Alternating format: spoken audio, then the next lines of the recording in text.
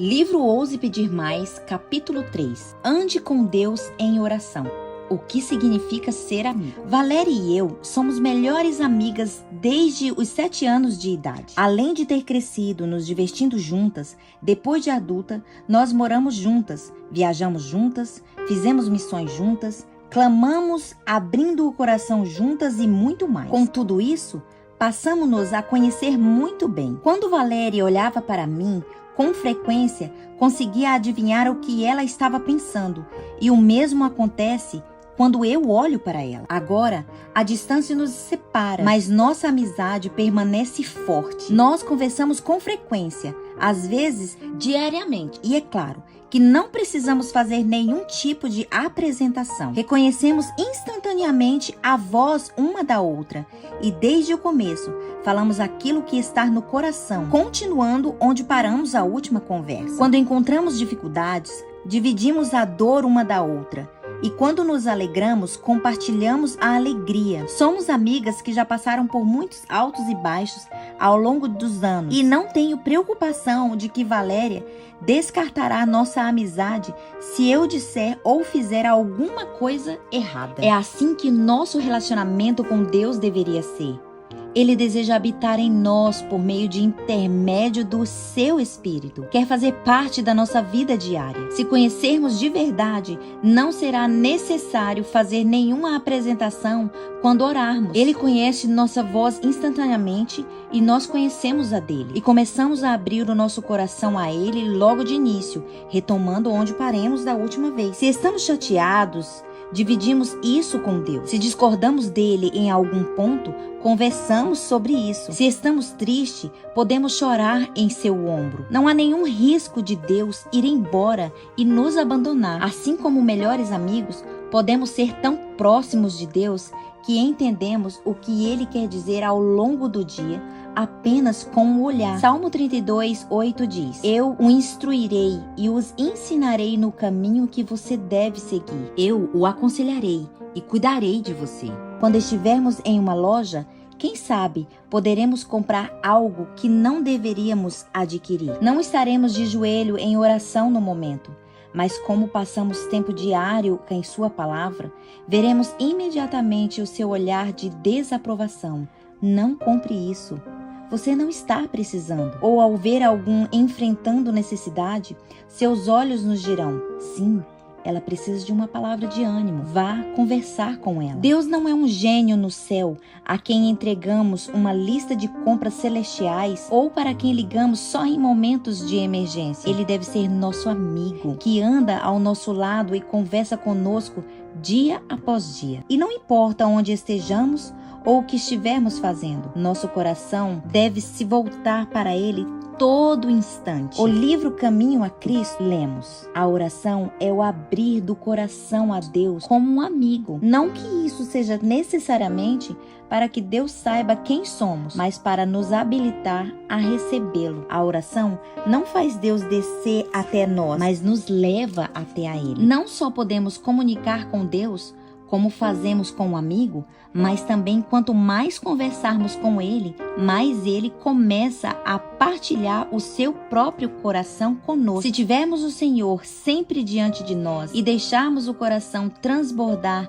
em ações de graça e louvores a ele, teremos frescor contínuo em nossa vida religiosa. Nossas orações terão a forma de uma conversa com Deus, como se falássemos com um amigo. Ele nos falará pessoalmente de seus ministérios, frequentemente advertir-nos-á um senso agradável e alegre da presença de Jesus. O coração arderá muitas vezes em nós quando ele achegar para comungar conosco, como fazia com Enoque. Quando essa for, em verdade, a experiência do cristão, ver-se-lhe-ão na vida simplicidade, mansidão, brandura, humildade de coração, que mostrarão a todos os que com ele mantêm contato e que esteve com Jesus e dele aprendeu. Necessitamos mais dessa simplicidade fresca em nossa caminhada com Deus. Quando lutemos ou passamos por dificuldades, em vez de consultar nossos melhores amigos humanos, devemos primeiro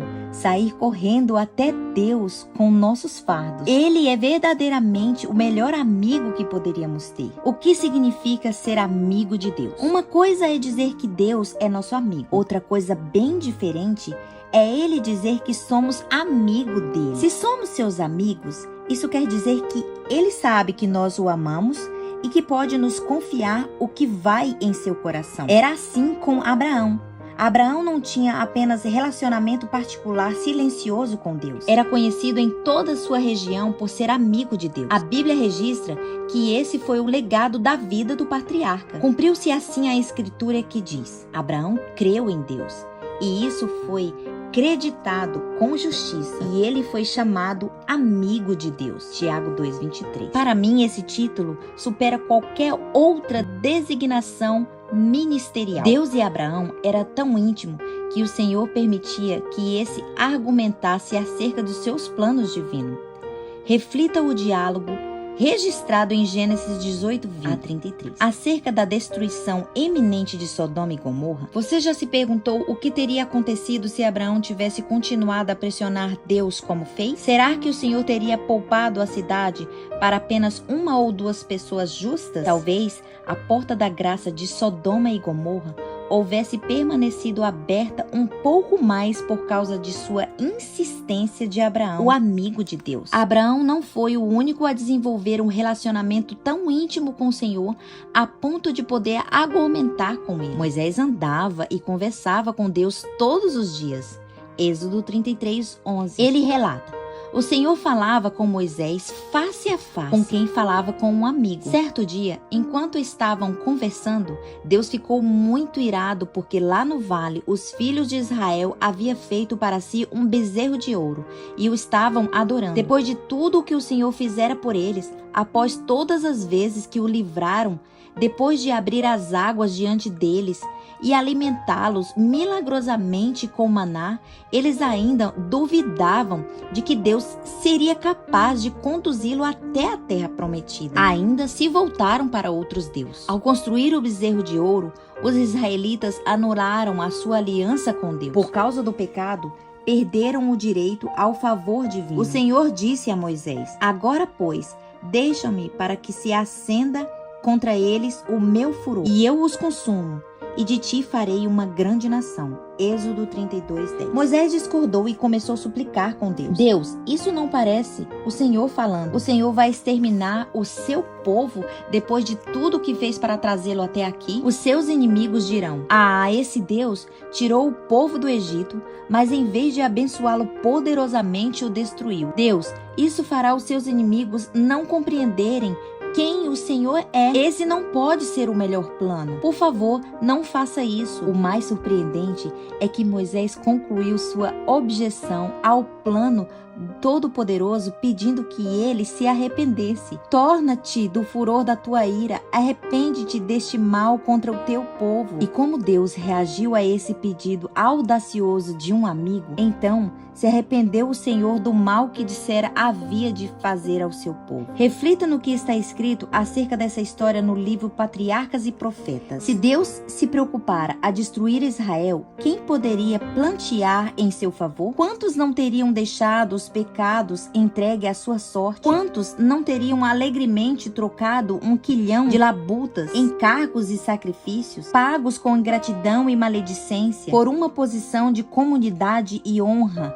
quando era o próprio Deus que oferecia o livramento? Moisés, porém, entrevia bases para esperança onde apenas aparecia desânimo e ira. As palavras de Deus: deixa-me, compreendeu ele, não proibirem, mas sim alertarem a intercessão, implicando que coisa alguma, a não ser as orações de Moisés, poderia salvar Israel, mas que, sendo assim rogado, Deus pouparia o seu povo. Essa história é um exemplo não de Deus ficar irado e Moisés ter ousadia ou suficiente para dissuadir a raiva divina e fazer o Senhor mudar de ideia, mas Deus convidando Moisés para interceder por Israel a fim de que ele pudesse agir. A justiça demandava a destruição dos israelitas. Somente as preces de um intercessor seria capaz de abrir caminho para a misericórdia divina poupá-los. Deus sabia que podia confiar essa tarefa a Moisés, assim como o amigo disse o que estava prestes a fazer. E Moisés, por ser amigo de Deus, que conhecia quem o Senhor era, atendeu ao convite. Deus deseja ter esse tipo de relacionamento com cada um de nós hoje. Ele estava em busca de intercessores como Abraão e Moisés, que se colocaram em favor de seu povo para que ele não precisasse destruir a terra. Deus procura pessoas que desejam conhecê-lo com tamanha intimidade que possa chamá-los de amigos e confiar seu coração a elas, convidando-as para orar por coisas que elas desejam realizar. Estamos dispostos a ser amigos de Deus assim? A maioria de nossas orações hoje em dia, em vez de fazer súplicas pelo livramento do povo de Deus e pela salvação das nações perdidas, é bastante limitadas e egocêntrica. Boa parte de nossas preces se parece mais com blá blá blá espiritual. É assim que o autor Eric Leide descreveu a oração tipo blá blá blá. O blá blá blá de aspectos espirituais tende a ser egocêntricos em conteúdos implorando por confortos e proteções, prazos que precisam ser cumpridos, mãos de cirurgiões a serem guiadas, provas a se passar e alimentos a serem abençoados. Nós sempre estamos no centro. Embora não há nada de errado em orar acerca das próprias necessidades pessoais, a oração histórica da vida real é bem diferente. É baseada na noção de se esquecer do eu. A oração legítima, inspirada pelo céu, do tipo que move montanhas e alcançada tempestades, não é algo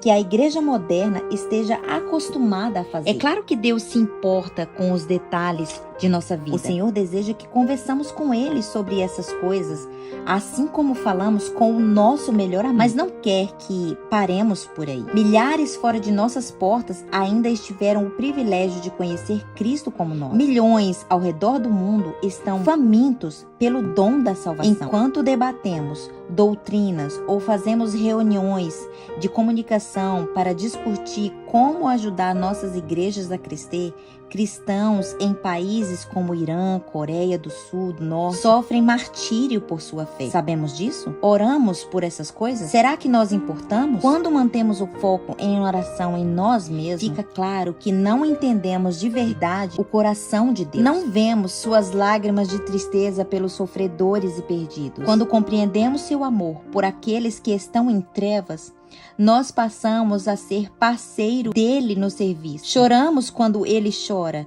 e oremos pelas preocupações dele, não só pelas nossas. Nós tornamos amigos dele de verdade. E é então que começamos a tocar o início da fronteira infinita de possibilidades na vida de fé. É nessa posição de amigos de Deus que começamos a aprender a fazer as orações históricas que mudam o mundo, assim como homens e mulheres do passado faziam com tanta frequência. Como orar pela inspiração do Espírito Santo? Ao ler as histórias incríveis de oração respondidas ao longo da Bíblia, as que mais chamam a atenção são as que relatam vitórias impossíveis em territórios tomados, pessoas libertas das trevas e escravidão, e o povo de Deus seguindo adiante com força e poder. Esse era o principal desejo de Deus nos tempos bíblicos e continua a ser sua vontade hoje. Logo, uma das chaves mais importantes para receber respostas à oração como homens e mulheres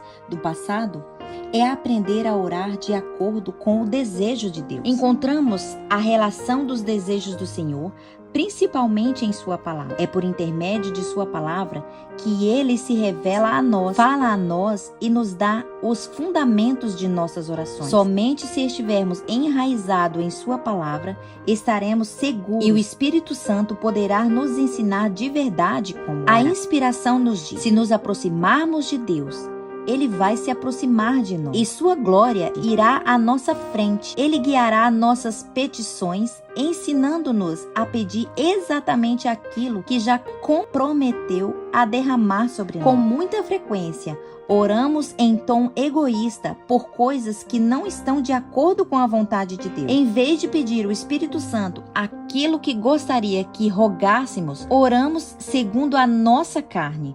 Tiago 4:3 diz: Pedis e não recebereis, porque pedis mal, para esbanjardes em vossos prazeres. Graças a Deus, também o Espírito semelhante nos assiste em nossa fraqueza, porque não sabemos orar como convém, mas o mesmo Espírito intercede por nós sobremaneira com os gemidos inexprimíveis. E aquele que sonda os corações sabe qual é a mente do Espírito, porque segundo a vontade de Deus é que ele intercede pelos santos. Romanos 8:26 e 27. Quando oramos com o nosso coração sincero, mesmo se nosso pedido estiver errado, Deus transformará nossas orações egoístas para o nosso bem e para a sua glória. E a longo prazo, essa será, na verdade, nossa vontade. Mais do que apenas transformar nossas orações entre a terra e o céu, Ele deseja nos transformar e nos ensinar a orar. Queremos que os desejos deles se transformem nos nossos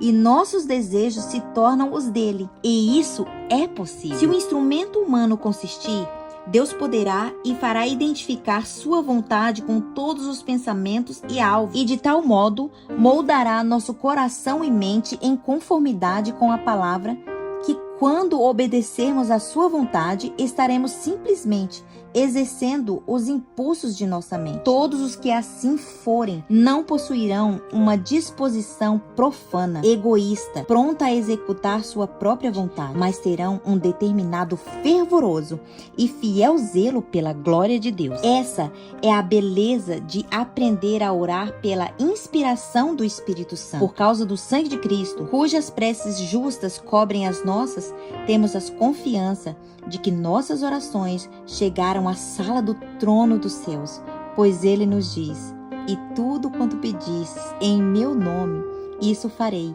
a fim de que o Pai seja glorificado no Filho. Se me pedires alguma coisa em meu nome, eu o farei. João 4:13 e 14. Conhecimento pessoal de Deus. Muitos cristãos hoje só conhecem o Deus de seus pais, ou o Deus de sua igreja. Assim apenas se deixam levar pela correnteza, seguindo o exemplo de quem está ao seu redor, mas sem nunca conhecer Deus de verdade como amigo pessoal. Sim, cremos que Deus é o Deus da igreja, que deve ser Deus de nossa família também. Antes de mais nada, Ele precisa ser nosso Deus. Querido amigo, você conhece pessoalmente o Deus de Abraão, Isaque e Jacó? Ele é o seu Deus hoje? Você confia que o sangue dele levará os seus pecados, ou tem a esperança de ser salvo pela fé de outra pessoa? Não nos salvamos porque nossos pais andaram com Deus. Não seremos salvos porque nosso nome está escrito no rol de membros da igreja, e nem porque exercemos posição de liderança no ministério. Nenhuma dessas coisas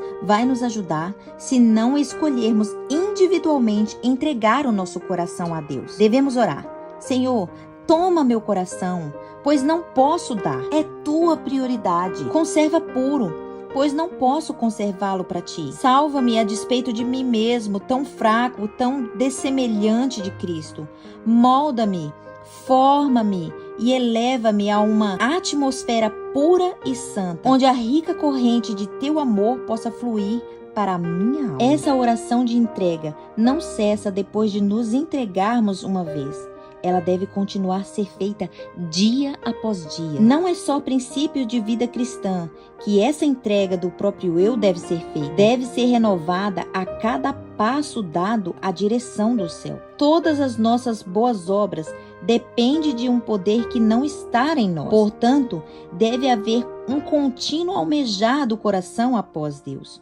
Uma contínua fervorosa, contrita confissão de pecado, humilhação da alma perante Ele. Só podemos caminhar com segurança por uma constante negação do próprio eu e confiança em Cristo. Deixemos de lado nossa agenda tão concentrada de nós mesmos e busquemos o Senhor em primeiro lugar hoje, para que a vontade dele se cumpra e o seu nome seja glorificado em nossa vida.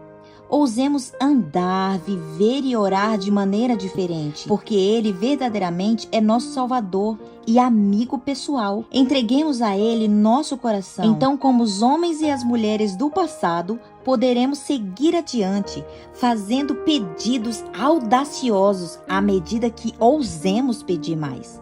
Não estamos falando com qualquer um, mas com o Rei que também é nosso Pai e nosso melhor amigo.